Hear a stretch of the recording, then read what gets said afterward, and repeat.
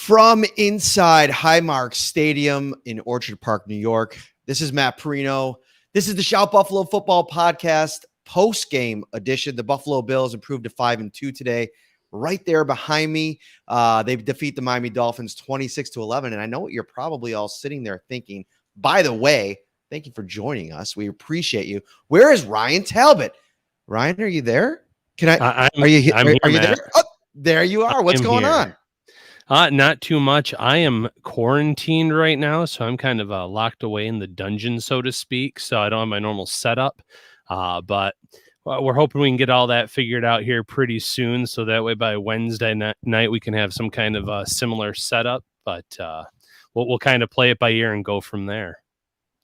Well, we had to get Ryan on the show because we have a lot to talk about today. So we made it happen. Technology is our friend. So he's there. You just can't see him.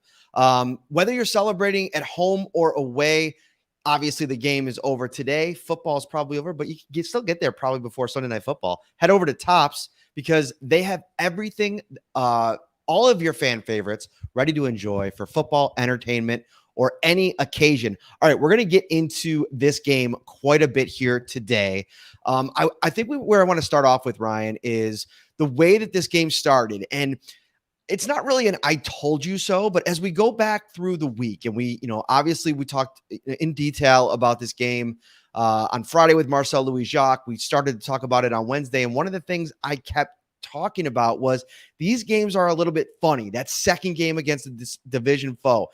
You kind of felt today the energy from the Miami Dolphins. You saw that they were engaged. You saw them, making plays. I noticed a couple times Emmanuel Ogbah really pumped up and kind of, waving the Bills off the field, the offense off the field when they made a play. And in that first half, nothing was going right for this Bills offense. They made some adjustments at halftime, and we'll talk about that in a little while. But as you look across the NFL, you mentioned this right before we went live, there were a lot of funky results today.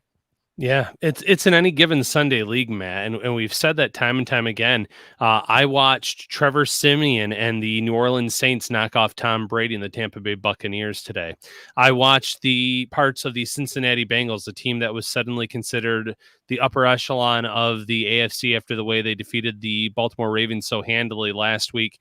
They lost to the New York Jets. I saw the New England Patriots defeat the Los Angeles Chargers. Thursday Night Football, a depleted Green Bay Packers team defeated an undefeated Arizona Cardinals team. And the list goes on and on and on. So it was not pretty football by any stretch of the imagination. The Dolphins had a pretty good game plan put in place. The offensive line of the Bills was, at first glance, it was a real stinker for that unit. But at the end of the day, the Bills came out with a win. They're 5-2. The Patriots and the Jets did win today, so it wasn't necessarily a great day for the Bills in terms of their direct competition in the AFC East, but they took care of their own business. Yeah, we're going to talk about some of the performances today that I think stood out. Obviously, we'll get into this defense that I think really held the line as the Bills offense was struggling. And I also want to say that as much as the Bills defense did, and they played a really good game today, it helped playing this Dolphins offense that I just think just can't help itself. I mean, they don't have enough talent there, whether it be at the quarterback position or anywhere else that you look. I mean, just little mistakes throughout the game. The Mike Gesicki fumble play was a microcosm of their season in a lot of ways. So it helped playing this team on this day to kind of have a little time to figure yourself out. And we're going to talk about Cole Beasley's performance. But before we do, I want to kind of dive into what he said. Sometimes, a defense, there's two parts of this, what Deion Dawkins said and Cole Beasley said. First off, Cole Beasley said, the defense for the Miami Dolphins, they changed some things from the first time that they played them. Obviously, they had little success against Josh Allen in this passing game. It was the running game that really had more success the first time around, but they flipped things around. So they were playing man coverage, but they were matching a lot of the routes as opposed to playing that traditional up in your face man-on-man coverage. And it took the Bills offense a little while to kind of figure out the nuances of it and then adjust and adapt to it. And for Cole Beasley, that meant a massive second half. 8 catches of his 10 catches that he had for the game, 110 yards, had a big game. I wrote about him over at the site. That was our big post-game feature. Go check it out. He talked about, quitting social media and how that has made him feel. Feels like a weight is lifted off him. Wrote a ton about that in his game today.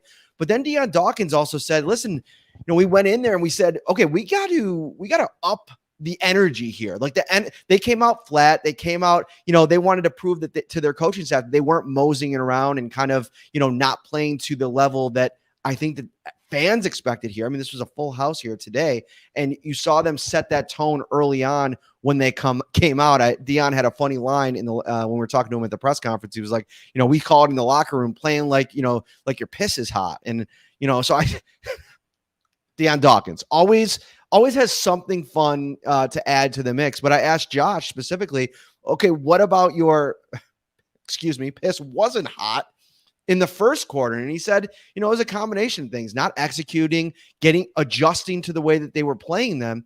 But I think, to your point, what you said a few minutes ago, what they did do, and I think is a good omen or a good sign for this team, is that when things aren't going well in a game, they can kind of figure it out on the fly and get it going right. 230 of their 350 total yards in this offense came in the second half, 3 touchdowns from Josh Allen.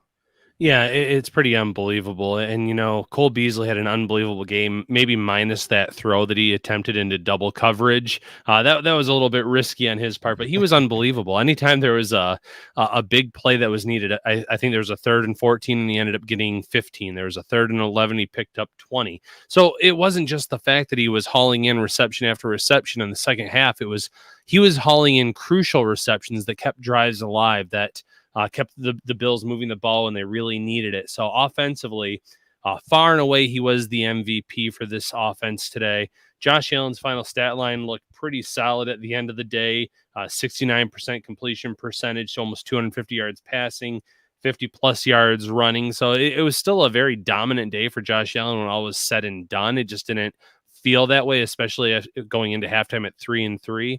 But sticking with Cole Beasley, one more thing. You can tell that deactivating Twitter by far was the best thing for him. He was finding himself in a lot of arguments on there, going back and forth. Get that distraction out of the way so that way your sole focus is on football. Those guys in the locker room with you. And it's really paying off for him because he really has had an increased role here these past few weeks. On Josh Allen, I see a comment in here talking about Josh Allen looking particularly ticked off throughout the game. And it was interesting. He shed some light on something that happened during training camp. And apparently Phil Mickelson, who Josh has a relationship already, I think he's met him a few times at different PGA events. He said that he came in and actually talked to the whole Bills team right after he won the PGA championship, talking about his mindset when he plays the game. And Josh kind of said he's learned now in his 4th season, he doesn't play the game frustrated. When he's frustrated with himself, he doesn't play the game very well. And you could see that early on in the game that he was getting frustrated with the way that this thing was going. They weren't figuring things out early. Everything was kind of a slog. They couldn't get any momentum and get the ball moving downfield. And, he credited Phil Mickelson to, kind of looking back at what he said and how he kind of approaches the game, especially a game like golf, when there can be so many little things over the course of 18 holes that frustrate me. I mean, me and Ryan, I don't think either of us are world-class golfers. If I hit a slice off into the woods, I'm swearing all the way up the fairway. And so I can understand that you got to really be composed. And he said he talked to him about going to a place of zen and going to a place of playing with calm. And you saw Josh Allen come out in the second half. We talked about having these playmakers around him who do a good job of keeping him grounded. But you saw Josh Allen react to his first half and change it in the second half. And that was a big reason why I think they won. Oh, big time. And they did show it on the television broadcast at one point. They talked about Stephon Diggs coming up to Josh Allen on the sidelines and really calming him down in that first half because he was frustrated. He was upset. It was 3-3. They weren't really moving the ball. A lot of 3 and outs, a lot of drives that were just going nowhere. A lot of plays, I think, where he thought there should have been flags, and that's a whole nother matter. But in the second half, he was taking what the defense was giving him. He was showing a lot of really nice touch passes because, for the most part, he wasn't stretching the field a lot, minus those throws to Cole Beasley. It was a lot of loft passes, shorter passes, letting his guys do work. But then it started working. And in addition to Beasley, had Gabriel Davis with a few receptions, Stephon Diggs with a touchdown reception, Tommy Sweeney with 2 big receptions on that drive when the Dolphins had pulled within 6. He had, I want to say, an 11-yard reception and a 14-yard reception on that drive, almost back-to-back plays. So, everyone stepped up when they needed to, but Allen especially, he found that place of zen, so to speak, and he was able to move the ball in the second half and put up some touchdowns with this offense. So we talk about some of the good stuff that happened today for this team at halftime and went in the second half. I want to stay on the offense before we move to the defense because there's things that weren't as good, and I think that there's some concerns on this offensive line. I mean, this is a Miami Dolphins defensive line that has been anything but imposing to start this season. I mean, they came into this game ranked 25th in the league with 12 sacks. Their pressure rate is only the 20th best in the league going into this game. And I thought they were winning a lot of one-on-ones. Like I said, they were motivated. I thought if Brian Flores could hit the right notes, and also I want to add that, like, Brian Flores, what happened after the game today, Miami Dolphins reporters, Marcel being one of them, were tweeting out, hey, we're waiting a long time for Brian Flores to come to the podium. And he was asked about it. He said, honestly, we put a lot into this. I was kind of just sitting there taking it all in. This one hurts a lot. Paraphrasing there, something like that. They put a lot into this. You could see the dejection on the face of guys like Emmanuel Ogbah and Christian Wilkins, who got into it with Josh Allen at the end. This was their season. In a lot of ways, the Bills are one of the top Super Bowl contenders in the league. This was a chance to have a statement win. If you had any chance of saving your season at 1-6, you were going to have to win this game. And so they put it all on the line, and they came in here with a good game plan. I thought the defense played well.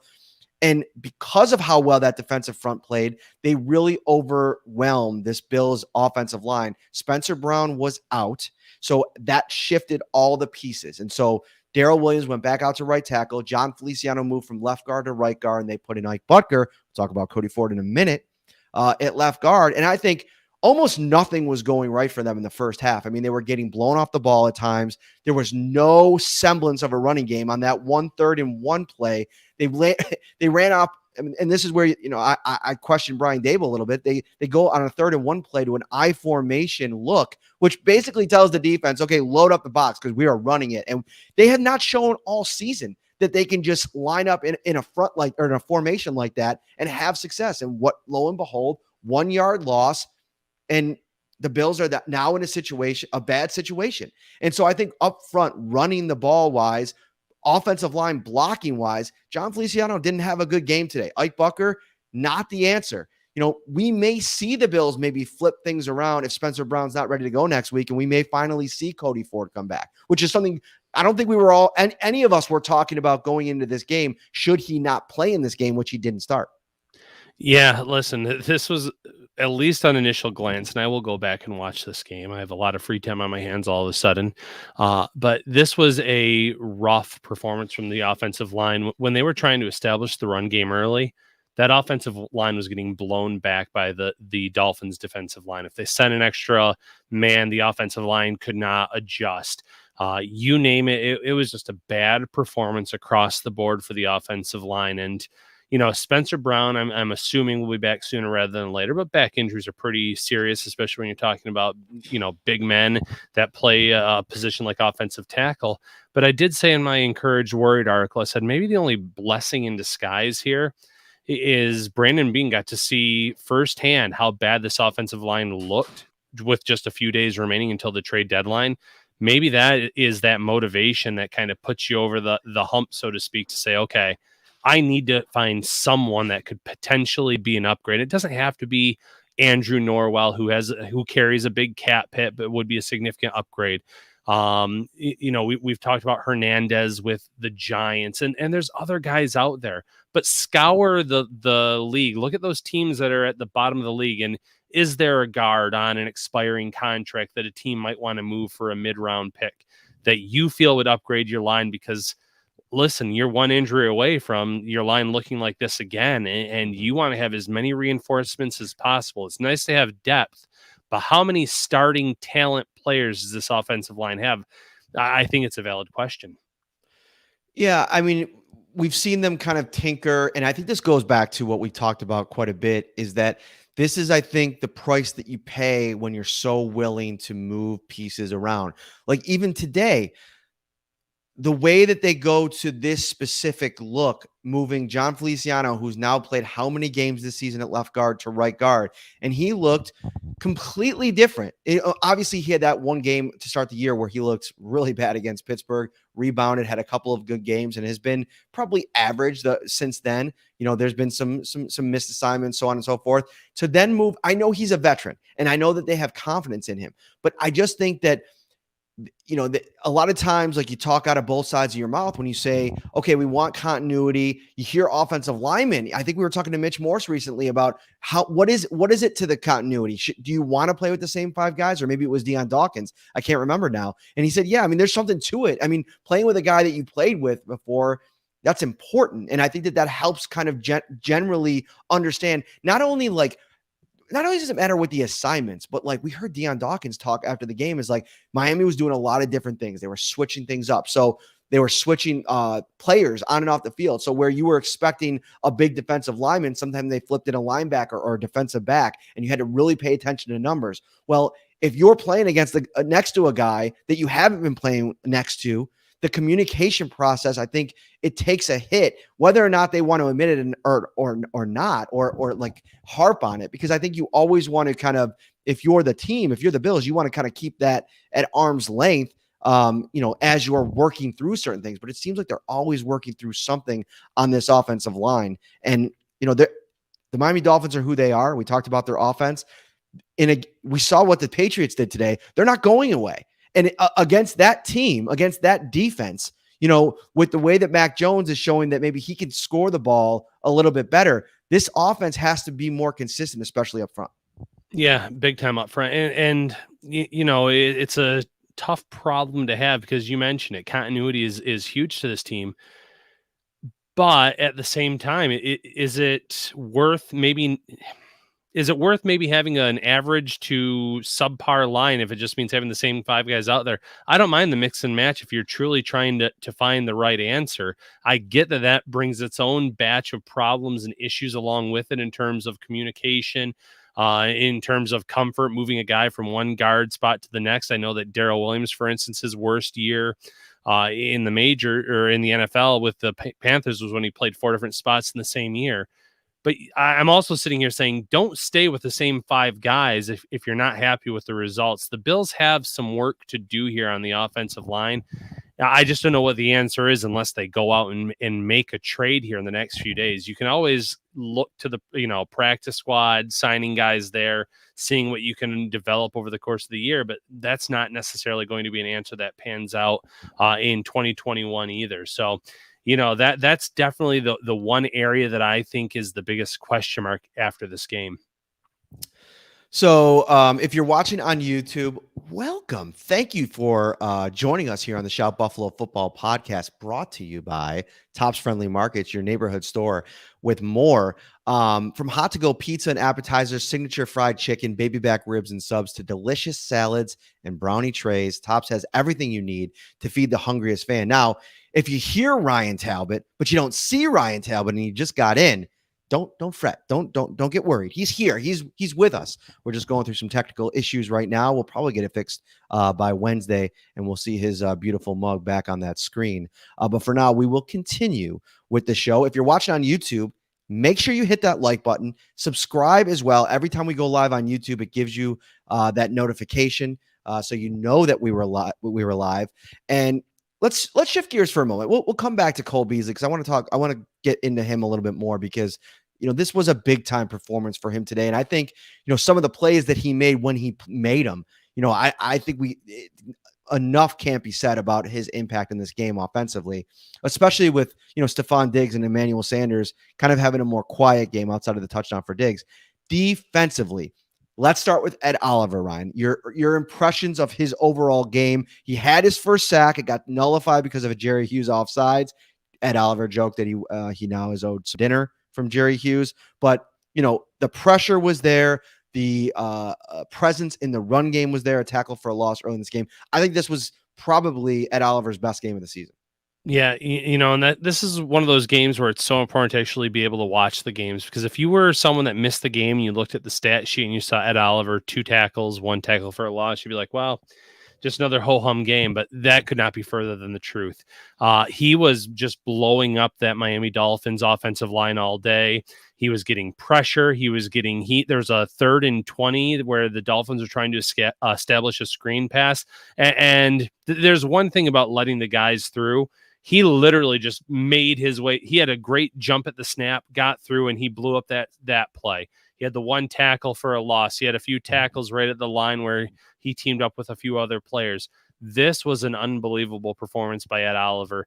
He should have really come away with the fumble recovery in that game, too. He landed right on it. Looked like he had it, and then somehow it squirted out in that game. But definitely a highlight game from Ed Oliver, something you want to see. It says a lot about the play of Star Lotulelei next to him as well, because it allows Ed to play the way that he does. So a great game by the interior of that defensive line. And then obviously Addison and Hughes coming away with sacks as well. But yeah, Ed Oliver up front was the MVP of that defensive line. What did you think, Matt? Yeah, 2 sacks, Mario Addison and Jerry Hughes. I thought that they were, they were active. I thought Jerry Hughes continues what I thought he played pretty well against Tennessee. He carried that into today. 6 hits. I'll be interested to see the pressure rate. And it's interesting because when you're playing a team like this, and going in what Tua in this offense wants to do, they want to get the ball out of their hands quick. A lot of in-breaker stuff. Jordan Poyer talked about that a little bit, and actually mentioned that on the interception play, they had watched some stuff on film and seen that specific play and kind of targeted it as a play they wanted to work on throughout the week in practice. And so when it happened, Jordan Poyer was like sitting in the backfield, seeing the play kind of play out in front of him. And he's like, no way. And he joked about this with Micah Hyde sitting next to him, like, no way is this happening. As it played out, I thought that he did a really good job of not only, seeing it and recognizing it, but making the play, and just at all levels of the defense. I mean, Levi Wallace had it looked like he was maybe on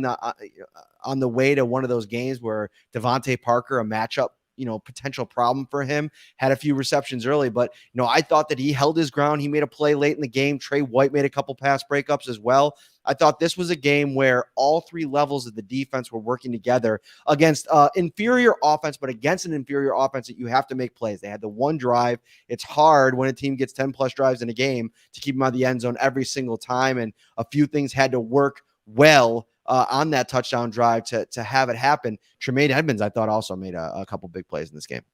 Yeah, absolutely. I mean, Tua had to convert a 4th and 6 on that drive to end up in the end zone. It was a great pass down the field to Mike Gesicki. But, speaking specifically about this defense, the secondary blows me away, because you mentioned it with Jordan Poyer saying, that was one of the plays that we set aside and hoped that we would see. And sure enough, in slow motion, almost probably it came into play for him with that interception. He made it look easy, almost returned it for a touchdown. But I want to say there was 2 plays where I think Trey White saw the same thing. There was one where he was expecting the ball to go to the left side of the receiver, and it went to the right. So he tried to jump the route, and the ball went to the other side. So not only did he not get the interception, he allowed the reception in a few yards after that, so to speak. But then later in the game, I think it was a similar play. He almost jumped the route and came away with the interception. So it really speaks to the film study, the amount of work that they put in, because they do diagnose those plays. They do see them, and then they try to react to what they've seen on film. So kudos to White and Levi Wallace, because early on, Wallace was getting beaten early and often by Devontae Parker, missed tackle here and there.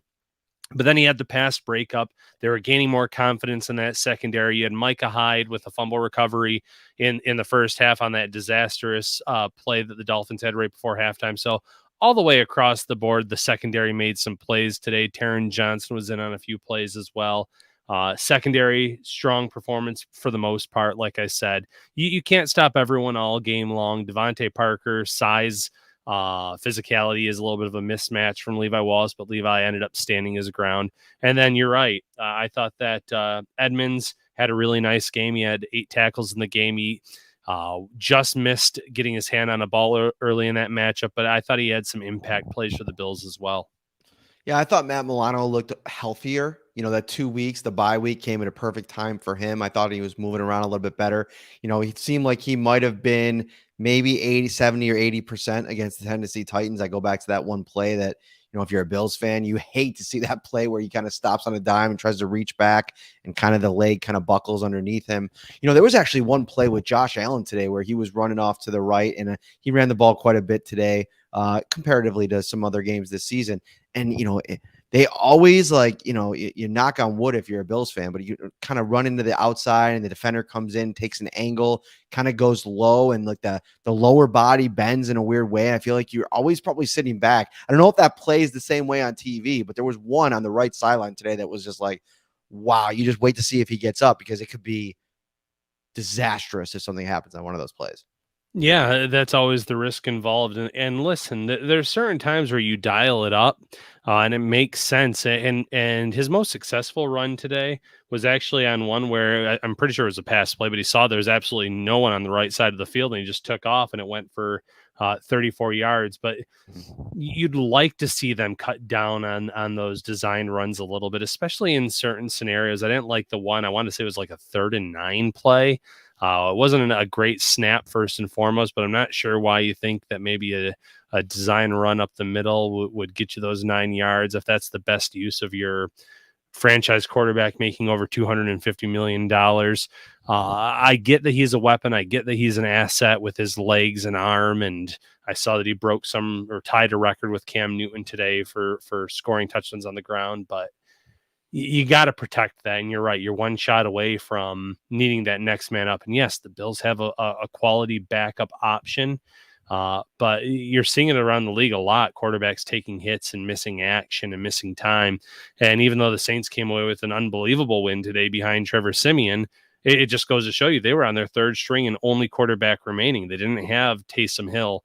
He was dealing with a concussion still. You lose Jameis Winston. So you only have so many guys at your disposal, and there's a huge drop off from Josh Allen to Mitch Trubisky or just any backup in this league. So you got to protect that investment. And that's not just on the design runs. That goes back to our talk about the offensive line and maybe the fact that the Bills do need to go out and see what's out there before this November 2nd deadline.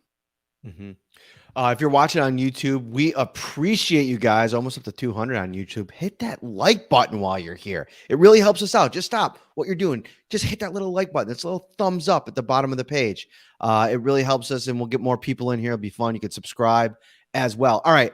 I want to get into some big performances, in this game. One of them, obviously, Cole Beasley. We kind of covered Josh Allen. One performance that I think that I wrote in my observations piece, I think the Bills might have a little bit of a problem on their hands. And if you go back to the offseason as the stalemate with the Corey Bojorquez kind of played itself out, and we got a chance to talk to Brandon Beane, and he basically said, listen, by the way, I got this light on, and it's on the yellow version. I don't really like that. That's the light I like. It's kind of like more of a little blue, and that yellow was giving me a headache. And I'm sitting here, we're 27 minutes in, and I'm like, what is going on? And I noticed it's the yellow light. Dropping the ball out here, Ryan. I can't see your face, so that's part of the problem here. All right, so, and I can't see your facial reaction, so I don't know if you're laughing or rolling your eyes. I'm really uncomfortable with this. I'm laughing. Don't worry. Okay, good. I think there could be a punter problem here. Corey Bojorquez, not the greatest punter in the world. I think he's ranked 8th in the league in average this season. Got a booming left foot. The big sell for Matt Hawk was that he was supposed to come in here, be a little bit more of a pinpoint type of punter. Well, to this point, not only is he one of the worst in the league in terms of punt average, he's also having these issues where, he's having punts go off the side of his foot. Today, he had a 19-yard punt. Those are the kind of field position L's that you can potentially eat that put your defense in bad spots. They gave him a 3-year contract, Ryan. I've not been impressed with him whatsoever. The stalemate with Bojorquez was, that they couldn't agree on a long-term deal. And now it's kind of sitting back and looking at it.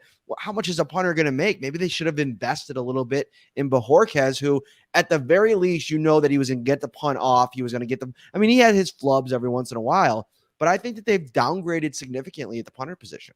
I think that's a very fair argument to make. And there was some talk about the holding issues too on field goals, not getting it down in time, not turning the laces out, whatever the case may be. But I do think it ended up coming down to money. And you're right. Bojorquez, had his issues where he would kick one off the side of his foot for a short punt, but we saw that today for Matt Hawk, and he hasn't been hitting these great punts when he has been delivering them either.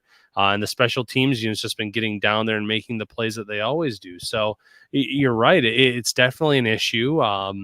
You know, I'm not going to get into punter draft talk, but I've actually watched some college football this year, and there's been some punters that can boom the ball. So maybe the Bills address that issue on day 3 of this upcoming draft. And I'm sure that you can swallow the whatever dead cap there would be on a punter's contract, but you're right. Right now, there's no reason for me to think that Matt Hawk is the long-term answer at punter, despite signing that 3-year deal, because he's been very inconsistent. He has not been delivering these pinpoint punts that I think a lot of people were expecting. And then worst of all, the delivery itself takes a long time to get off. And yes, there's something to be said about the blocking in front of you, but he's had, not only did he have one blocked in week 1, he's had a few close calls along the way as well.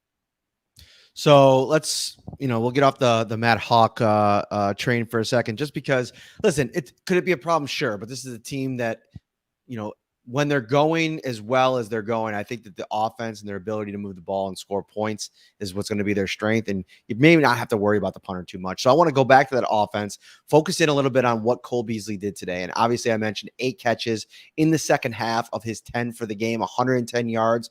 Both were game highs for both teams. But 3 of those catches came on 3rd down, 3rd and long, and 2 of those catches ended up extending a drive that ended in a Josh Allen touchdown pass. And Josh Allen, Sean McDermott, both gave Cole credit for not only making those plays, but extending them, allowing the Bills to kind of go down when those plays weren't anywhere to be had. And you go back and look, and I don't have them off the top of my head right now. I got to go back and watch this game. But when you get yourself into those 3rd and long situations, it's because of some of the things that we've been talking about.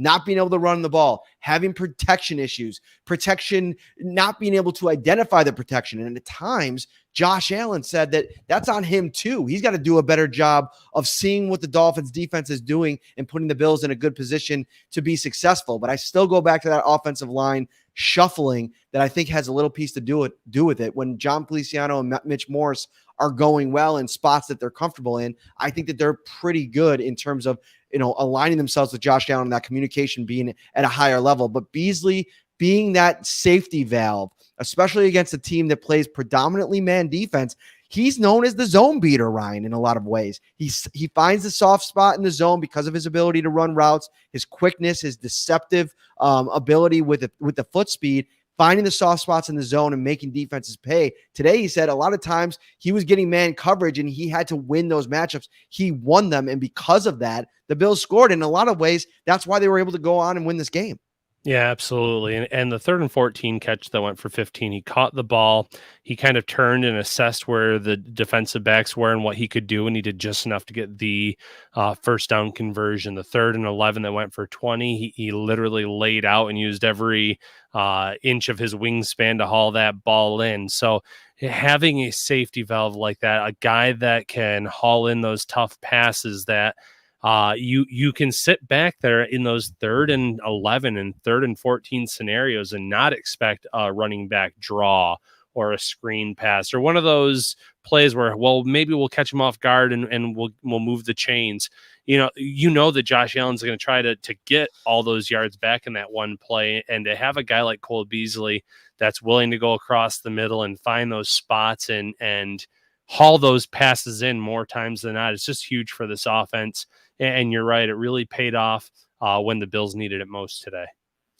All right, we're going to bring Sarah Holland in here. If you're watching, Ryan Talbot is with us. That's who you just heard. We'll bring Sarah in here. She's got a couple things to bring onto the show. Sarah, how are you? Did you get rained on a little bit out here at the stadium today? How was the rain? It started a little bit as soon as I got there. I got there about 8:30. So I did unfortunately get rained on as I was walking through the tailgates this morning. And how was the turnout? It was Halloween here. I didn't even make a reference to that, Ryan. I didn't see you on the screen. You would have definitely had a Halloween joke had you been live on the show. So that's just the reason for that. But I think my headline for the story was the Bills avoid a Halloween horror by the way that this thing started. It looked like it was going to be pretty bad. But you were on the tailgate. People were dressed up. What were the highlights?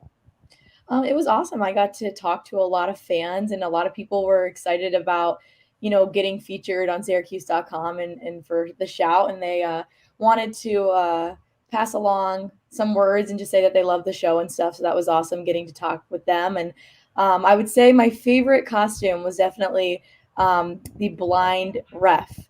That was he was visually impaired, and he was sponsored by Tom Brady. So that was pretty funny. Very good. Very good. All right. So I see Elliot in here with a question. Sarah's going to bring some stuff in here as well. Should we, as in the Bills, be more concerned about the games against the Jets and Pats after wins today? Ryan, I'll go to you first. I think the division looks a lot different today than it did going into the day. I mean, you have to be prepared for every game first and foremost, but especially division games. These are teams that have seen you multiple times, especially Bill Belichick. Belichick has seen the Bills, more times than he can probably count. So he's going to have a pretty good defensive game plan in mind. He had a lot of guys on that unit that opted out last year that are back. He's added some players that were elsewhere around the league that have played with him before. So they do have a lot of talent on defense, so I'm sure that he's going to try to frustrate Josh Allen in that offense. In terms of the Patriots offense, Mac Jones he was fine today. He was nothing. He didn't do anything special. It was a bad interception by Justin Herbert where his receiver didn't look for the ball that really ended up costing them late in that game. It was what it was, but I still think this is a team that the Bills could handle. And then when it comes to the Jets, I don't know if anyone saw the Mike White game happening the way that it did. Over 400 yards passing, I believe. Had 2 interceptions early in the game. One wasn't really his fault, but really bounced back, spread the ball around, looked great, looked the part out there. So maybe the Bills fans should hope that Zach Wilson heals up very quickly and they do see him in a few weeks. But I think that the talent level between the Jets and the Bills, again, there's a significant gap there, so I wouldn't be too concerned as long as the Bills don't come out and kind of mirror the performance of today where it takes two and a half quarters to really get going. Yeah, I think that this division was the division games themselves. I think you kind of throw out the records when these teams play. They're so familiar with each other. And not to mention going into the season, this Patriots defense is a lot better than I think it's even played. And I think you saw that today against the Los Angeles Chargers team that had 2 weeks to prepare for it and came in and wasn't able to get the win. And obviously they did enough offensively to win the game. I got to go back and actually watch it. But I think, you play those teams 4 more times. You've taken care of the Miami Dolphins. I think the Patriots at 4-4 now, I looked at their schedule. There's a really good chance, Ryan, they're above 500. Now, if the Bills take care of their business, by the time that Monday Night Football game comes around, it could be the Bills up 3 games on the Patriots. So it couldn't be a situation where it's not necessarily like the New England Patriots are this looming force in the AFC East, but they're going to be there. They're going to be fighting for a wild card. And it's going to be Monday night. It's going to be Bill Belichick against Josh Allen, which is going to be big time at that point in the season. So I'm looking forward to it. There was a question that was raised. Sarah, why don't you bring it in here before we wrap up? Yeah, so we obviously know that the O-line struggled today. So there was a question earlier in the chat that was asking who was the worst offensive lineman from today? Why don't you start, Ryan? They all at the end of the day looked like circus peanuts and candy corn. So I'm not going to choose one over the rest. Overall, that unit, they were lacking an Almond Joy, Matt. Almond Joy, a real gem of candies. Okay. That is fake news. Do not ever associate a good thing with Almond Joy. We covered this on the last show, and since we can't see your face right now, maybe I'll just mute your microphone so we can't be talking that nonsense anymore. I'm also not going to sit here and say that from watching a live game, I could tell you who was the worst, but I think that there was problems across the line. And a guy like Mitch Morse, who you're paying a ton of money to, and you need him to be the anchor at that center position. I was really underwhelmed with his level of play today. I thought there were a bunch of plays where John Feliciano got beat. And listen, I come back to saying this, like, I would say that there should be more blame put on Zach Moss and Devin Singletary for the ineffectiveness of the running game. But for an offensive line that wants to run the ball as much as this one at times has seemed to want to, they got to prove it more. And, I saw it a couple times today. I mean, on that 3rd and 1, when you give the ball to Zach Moss behind not only your offensive line, but a fullback blocking in front of him, you got to get that 1 yard. And it comes down to, can you win your matchup? Can you out physical the team in front of you, a team that is not overwhelming? Their run defense has been good. Marcel said that on the show. But, you got to win those matchups, and they didn't do that enough today. Anything else that you saw in the chat that you want to bring on here, Sarah? No, I think that was it. All right. So definitely, if you're going to be at the game, leave it in the comment section the day of. If it's a home game, who knows when we might have Sarah out there to do it once again, to go around, maybe talk some shop with you guys, maybe get your thoughts about, playoff pictures. We'll put our heads together. We'll come up with some fun ideas. Favorite Thanksgiving foods. That could be a really fun topic. I know that's always a hot topic, this time of year. People getting their Halloween decorations out. When do you get your Halloween decorations out, Ryan? Or Halloween? your Christmas. Christmas usually actually comes pretty soon in terms of the decorations, because you got to get the cat used to it. So you got to get it up without the ornaments for a little while. So pretty soon it's going to be the Christmas tree season in here. All right. Very good. All right. For Ryan Talbot, who is not pictured, but is with us in spirit, performing with technology issues. Great stuff. Sarah Holland. I'm Matt Parrino. We will be back this week coming up. Hopefully we'll have a big show for you. We're still working on that one we were teasing. We'll see when it happens. It's going to happen at some point. We'll see you then. Enjoy the rest of your weekend, Sunday Night Football, and we'll see you next week.